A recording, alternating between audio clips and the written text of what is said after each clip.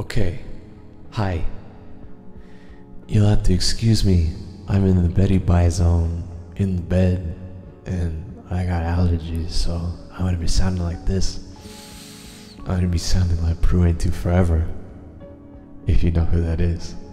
Anywho, as the title says, Dark Souls 1 PvP was the best PvP in the Soulsborne games, and the people who are shitting on it, mainly big name streamers and YouTubers who shat on it in the past and are continually doing so up until the remaster that's coming out in a couple of days.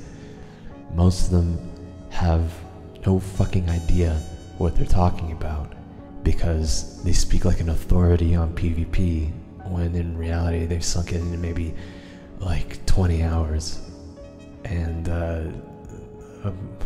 most of that 20 hours was them incessantly fucking crying like a baby because someone easily walked around them and hit R1 and punished their sloppy play, and they didn't take the time to really understand the engine quirks, and they really didn't understand how to properly mount the defense against a backstab, because you know what, if you had half a brain, it's quite easy to stop that.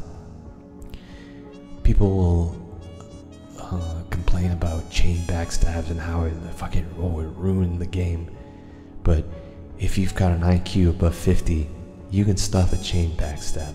The resources to show you how to stop a chain are out there. It's up to you to go out there if you want to get serious with PvP. The onus is on you to get better as a player and learn the engine tech, because there's a lot of engine tech that was in Dark Souls 1. You had toggle escapes, you had BS cancels, you had BS escapes, you had ghost strikes, you had dead angles, you had chain BSing, and if you got BS'd, what were you gonna do on wake up? Is the person who BS'd me, are they gonna go into kick? Are they gonna try and chain me with the parry BS? Are they gonna delay? Are they gonna try and black flame me on wake up? There was a multitude of things that were going through your mind when you were on the defensive on wake up, and everything in this game has a counter. I primarily, after I kind of sat down and thought about the whole all-in aspect of Dark Souls PvP, I really got into the S-Stock turtle. For those of you who don't know what an S-Stock turtle is, basically a rapier with a big shield, and you kind of let your enemy come to you, and you kind of chip away at them, and if they want to rush in for a backstab, you counter BS them. That kind of playstyle really got people on PC back in the day. It kind of made people lose their minds collectively. They wanted me to fucking burn in hell. After I killed them, they had meltdowns and wanted to draw stick figures of me being sexually assaulted. But the kind of people I play Dark Souls PvP with now, the people who are actually really decent at it, they don't have a problem with playing against a turtle, because turtle can be easily countered in many different ways. You got the gold tracer, you've got the shodel, you've got a multitude of things at your disposal that that can shut a turtle down. A good katana user can kind of mop the floor with the turtle if you don't know what if you're not careful. So everything in this game has a counter.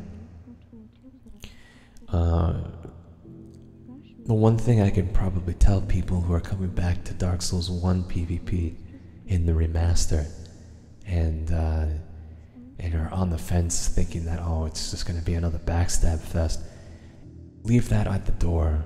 I urge you to do that and kind of approach Dark Souls 1 PvP with a new attitude.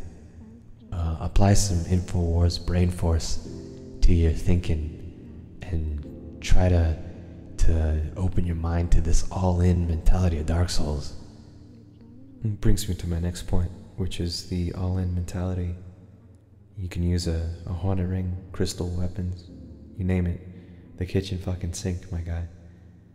And your opponent's going to be doing the same thing.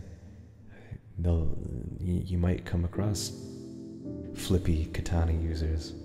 They can be countered if you know what you're doing. You know how to defend against a backstab. Are they really powerful? Is that build powerful? Of course it is.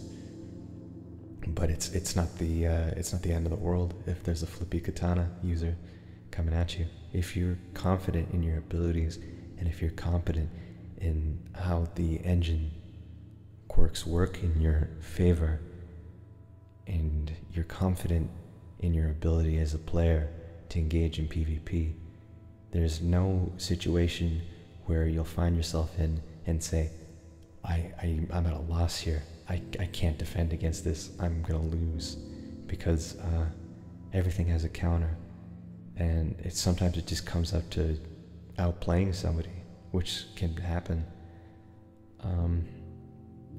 Another thing is, a lot of people like to quit. They have a quitter's mentality.